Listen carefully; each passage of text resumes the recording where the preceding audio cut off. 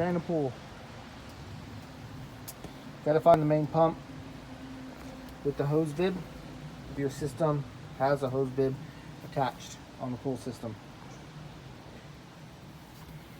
Connect the hose to it, to a drain, and then open the hose bib. And it should drain the water if the pump is on. If the pump is off, on the Easy Touch,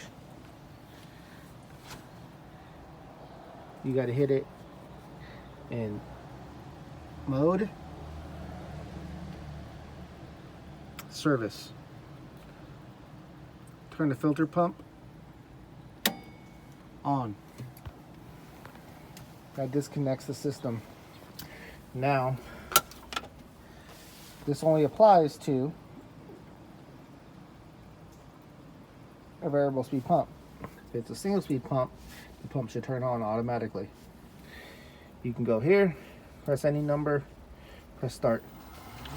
Pump turns on, you can drain the water. You can stop it.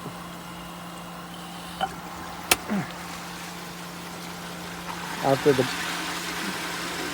pool drains, just put it back in auto. And the pump will stop.